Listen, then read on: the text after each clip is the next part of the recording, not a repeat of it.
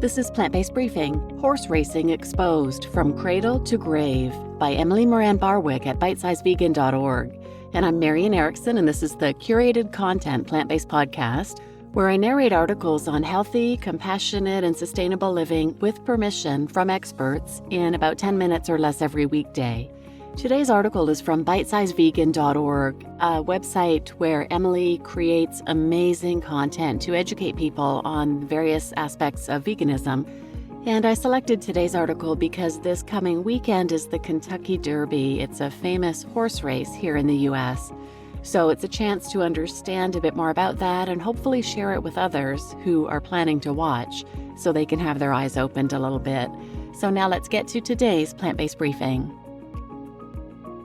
Horse Racing Exposed, From Cradle to Grave, by Moran Barwick at bitesizevegan.org. Horse racing is all about the thrill. It's about the speed, the rush, the adrenaline, the challenge, the sound of hooves pounding the track, the sight of extreme physical exertion, the pushing of boundaries, human and horse alike.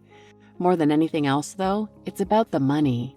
Above all else, horse racing is a business, and a multi-billion-dollar one at that.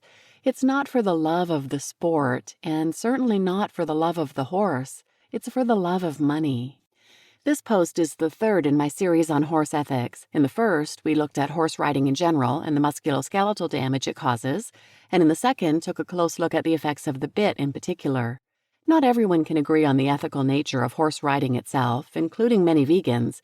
But horse racing takes the commodification of horses to a whole other level that should even give the most staunch non-vegan pause. With money as the priority, horses are treated as no more than cash machines. This so-called sport is rife with cruelty on so many levels, and I'll do my best to touch on as many of them as possible.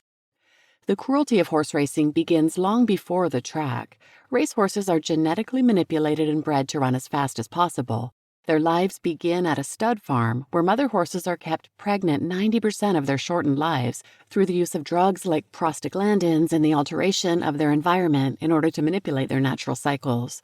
Once born, potential racehorses are ripped from their mothers, who are immediately impregnated again until they can no longer produce foals and are sent to slaughter. Having been separated from their mothers, these newborn foals need sustenance and are nursed by nurse mares, horses with lower pedigrees who are impregnated simply to produce milk for the racehorse foals. The children of the nurse mares are of no use to the industry, and as it's illegal to send foals under 6 months to slaughter, many are killed by a brutal clubbing or are simply left to starve to death. Then they're skinned to produce high-end leather products termed cordovan leather, and their meat often sold for human consumption. A 2009 report from the Jockey Club stated that approximately 49,817 mares were bred that year, meaning approximately 49,817 byproduct nurse foals were needlessly slaughtered. And that's only in the United States. This horrific cycle of forced pregnancies, stolen children, and premature death closely mirrors the dairy industry, wherein mother cows have their calves taken at birth and slaughtered for veal so humans may consume their milk. Being bred as a potential racehorse does not save the other foals from a similar fate. Out of the hundreds of thousands of potential racehorses bred in multiple countries every year, only 5 to 40% will go on to race. The remainder are either sent to slaughter for human consumption or pet food, re-entered into the breeding industry, or sold for lower-tier racing, which has even less regulations and safeguards.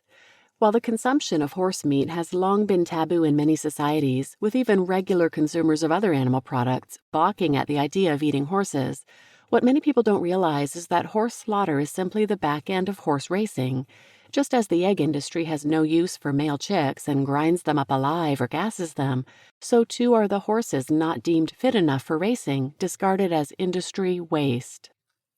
For those horses who make the cut to race, it's just the beginning of a tortured existence. Race horses typically begin rigorous training when they are around 1.5 years old, long before their bodies are fully developed and their skeletons mature. According to the text, Practical Anatomy and Propedeutic of the Horse, the length of time for complete growth of the epiphyseal plates or cartilage is not until they are on average between 6 and 9 years old. The extreme training demands put on these vulnerable young horses leads to a tragic preponderance of fractures and breakdowns, leaving them finished by the age of 4 to 6. These injuries, more often than not, seal a horse's fate as they're deemed too expensive and troublesome to treat. On average, 24 horses die per week on racetracks across the United States, with numbers in Australia as high as 68 per day or 25,000 a year. The injuries aren't all external breaks. The demands of racing cause a large proportion of horses to bleed into their lungs and windpipe, called exercise-induced pulmonary hemorrhage, with the University of Melbourne study finding that 50% of racehorses had blood in their windpipe and 90% have blood deeper in the lungs.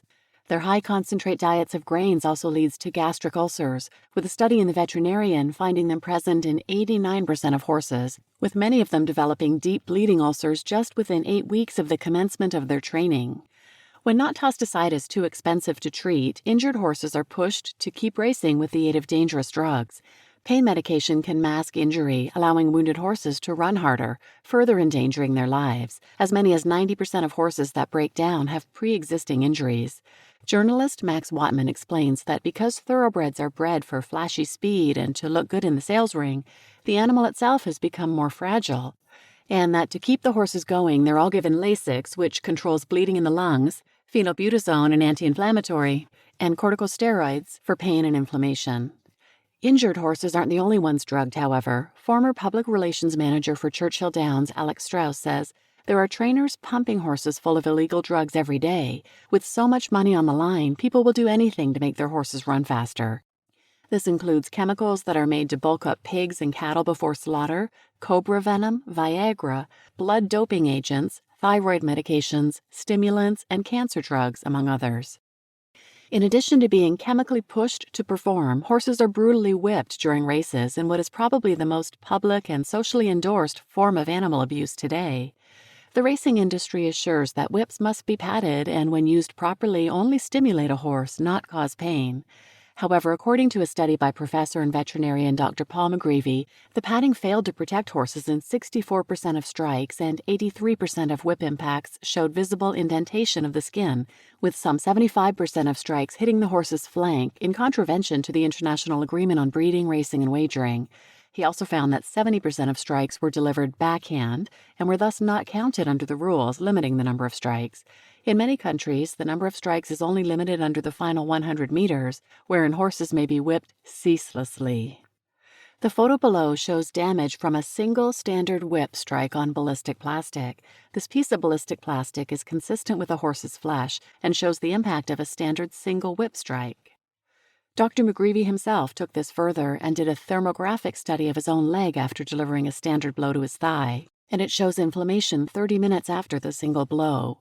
Whip proponents argue that horses are much larger animals than us and have thicker skin and a higher pain tolerance. There's nothing to support this claim, and McGreevy points out that horses can feel even a fly land on their skin, such that it triggers a characteristic shake called the maниculus reflex.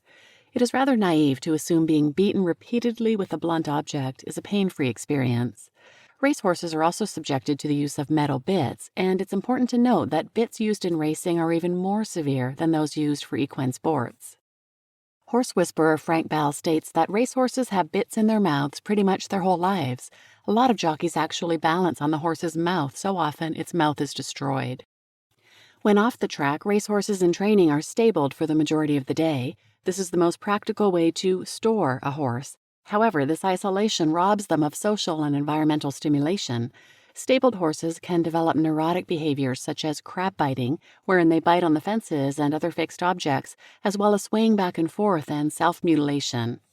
After all of this pain and suffering, you'd think that racehorses would be rewarded in the end, especially the champions. But these animals are treated as disposable commodities, regardless of their achievements. When a horse is no longer able to perform or his or her performance is no longer deemed adequate, he or she is tossed aside like so much garbage. Those who break down on the track are euthanized on the spot and sent off to rendering plants for pet food and byproducts, or simply dumped in a junkyard like racehorse Teller All Gone, whose body was left near an old toilet after breaking a front leg during a race. Those who don't die or are killed on the track are sometimes downgraded to lower-level racing, like jump racing, which carries up to 20 times more fatalities than flat races and has far less regulations and standards. The final destination for most failed racing horses is slaughter, where captive bolts are often sloppily and ineffectively used, prolonging the painful and terrifying death of these long-abused animals. Even champions who won their owners hundreds of thousands of dollars are sold for a pittance. In the United States, these horses face the additional horror of several days' travel to Canada with no food or water or temperature regulation. From cradle to grave, racehorses live tortured, terrifying, brutal, and completely thankless lives. This is what happens when money is placed above the lives of sentient beings. This is the true face of the so-called sport of kings. You just listened to Horse Racing Exposed from Cradle to Grave by Moran Barwick at bitesizevegan.org. And I didn't know this information. This is horrifying. And I'm sure most people don't know this, so please share this episode with anyone who might benefit, with anyone who may have watched a horse race or may be looking forward to a derby party this weekend and sipping on mint juleps. And I will share an episode in the near future about Canada's horse meat industry, which is what Emily alluded to at the end of her article. And if you're interested in the other two articles that she mentioned about horses, I'll put links to them in the show notes, but their episode 270 is Horse Riding Cruel, Is It Vegan? And 493, Horse Riding Cruelty, Effects of the Bit. So please share this episode with anyone who might benefit, and thanks for listening.